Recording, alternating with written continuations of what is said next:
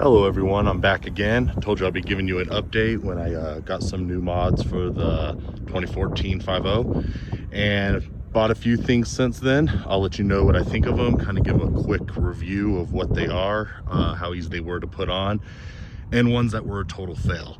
And in this video, the ones that are a total fail, which is only one of them, it's because I live in Colorado where we have some of the shittiest roads that there are. And the fact when I bought it, the car is on full BMR suspension, which gives it that good, gives it the good squat, that good appearance. But if you combine that with any sort of front chin spoiler, you're wasting your money and potentially going to be spending more on a new bumper, and I'll get to that in a second. But anyways, what I've got on since then, since I've made my last video, some of the most obvious.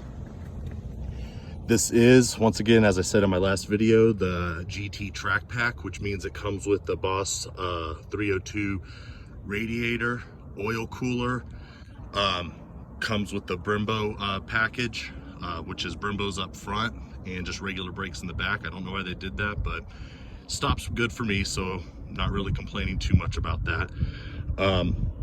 And there's some more goodies that are from exclusive to the Boss 302, like the 373 torsion rear end. And if you're a Mustang guy watching this, you already kind of know what makes your car a track pack. And I said it in my last video, but I'll say it again. If your oil cap says 5W50 and the other tall tale sign is, you look underneath your car where the rear diff is, if it's finned, you got the track pack. So those are just some of the tall tale signs. But anyways, back to what I got. Since you saw it last, I was on, the OEM brakes. I've always gotten power stop for all 4 of my Mustangs, and they've always been good. I'm kind of a 50-50 with them, from the looks. There's nothing better than that cross-drilled slotted rotor without paying, the Willwood brakes or the Bear brake price. And for me, they stop just fine. But then again, I don't have a bunch of power adders. So got the carbon ceramic brakes and the cross-drilled slotted rotors. Same size as the OEM ones, but just a little bit better stopping, you can feel it, but it's not going to be drastic or anything like that, but it definitely, will stop you. Other addition I got is the Roush side splitter and the rear side splitter. I'll get a view of that in a second. And very easy to install, but once again, if your car's slammed like mine, and mine's not even slammed, it's just lowered. If it's like that, it's really hard, so it's nice to have a lift. Otherwise, you're going to do what I did and jack it up from the rear end and just kind of work your way from back to forward, but it's really not that hard. Don't let it intimidate you.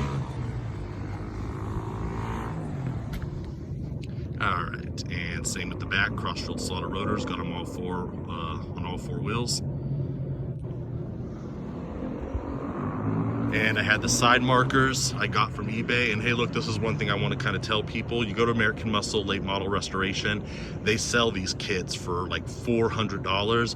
I bought all 4 LED, super bright. Can't really tell during the day, but actually you can, but at night it's definitely, definitely noticeable. Just go to eBay. I got mine for 80 bucks, all 4, and have had no complaints. Also added the GT 500 wing. It came with the California special wing, but the person that had it before me, couple things. They must have painted it while it was on the vehicle, because I'm still working to get overspray off my vehicle. But, I'll get to that. It's, car's not going to go anywhere. But since I had the GT 500 wing, if you have that and you're thinking about installing the California special wing, and you're thinking about installing the GT 500 wing, they do require other holes to be drilled for the California special wing.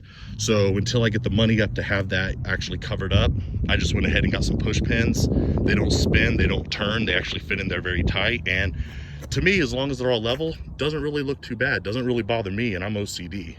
I mean, you could see where the wing left its mark there, but that's just requires a good buff, and I'll get that out.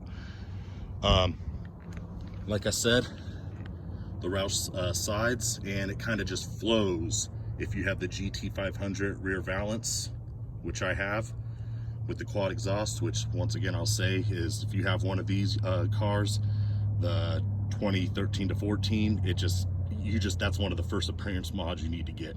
And I say appearance because mostly it's appearance, unless you're doing the full true quad exhaust all the way up front, which I have 3-inch all the way up, cat delete, 3-inch pipe all the way up to the tubular headers.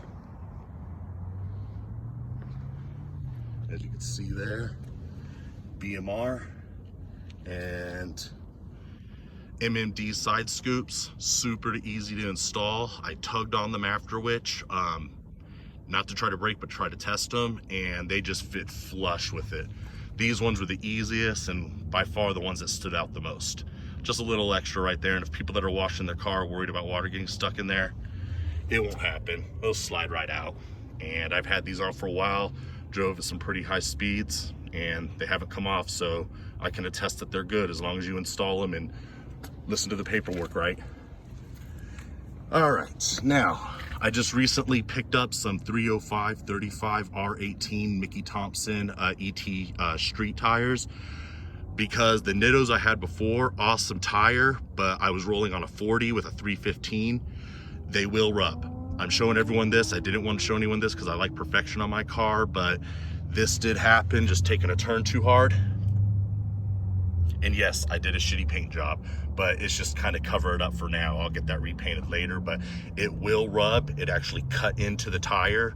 So I went ahead and got these Mickey Thompsons, and they hook really good. So I can attest to that driving for the few days that I have, but they're expensive too.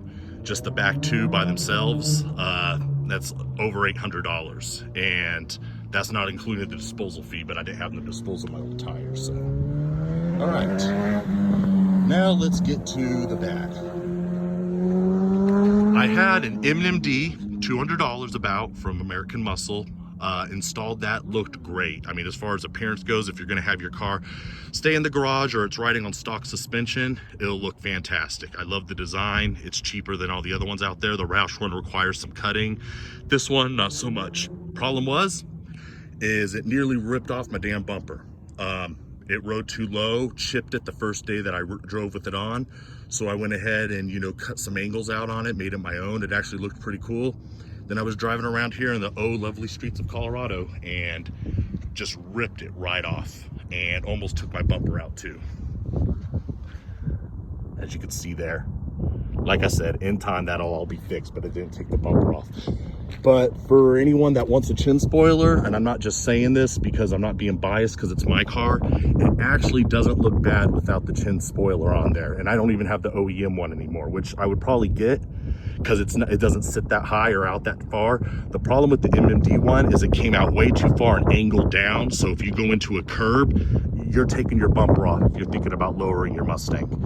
Like I said, I bought it like this. All my other Mustangs rode on stock height suspension, and you didn't have to worry about scraping everything. I don't have to worry about scraping so much now, but I'm still careful because I am not trying to damage this up. And the only reason I would get the OEM one is to protect the other half where the paint's at. So just anyone that's planning on lowering your car, be wary of that if you live in an area that has shitty streets, such as our Colorado does. Okay, well, let's see. Minor things I added inside the front, the gauge cluster, very easy to do. I had to change out the gauge cluster where the lenses are at because the person that had the car before me, I guess, found it necessary to wash it with a wire brush because it was scratched all to shit. But it's the simplest thing you could change. Like literally it took me 5 minutes to change it out. Doesn't take you long at all. There's videos on YouTube and I watched those videos too and, you know, did it myself. So anyways, that's my video. Once again, covering the GT 500 wing, covering the power stop brakes and rotor kit that I got, the Roush side splitters front and back, the MMD spoiler, which I'll take a picture or shoot a video for you showing it in my trash can snapped in half. But once again, not just making it up. Without it on, it still looks good to me. I mean, I wish I could have somewhat of a small chin spoiler, which is why I'd probably go with the OEM later on again. But nothing too fancy. If you're riding on low, if you're on bags, you can lift it up. I'm just not a bag guy. So anyways, Once again, as I get new mods, I'm going to start going more into performance, even though I'm not going to be supercharging anytime soon. And I said I wouldn't, because 420 horsepower, 390 foot-pounds of torque is enough. It is, but the bug is starting to bite me. And as more mods come, you will be updated as I put them on. Go ahead and leave any questions or anything, comments or concerns you have about lowered Mustang if you're in a town that has shitty streets. And I'll let you know what it was like driving and how the Mickey Thompsons hook up, because I'm going to be doing some more driving here with those. So everyone have a good day, wash your hands, and talk to you later.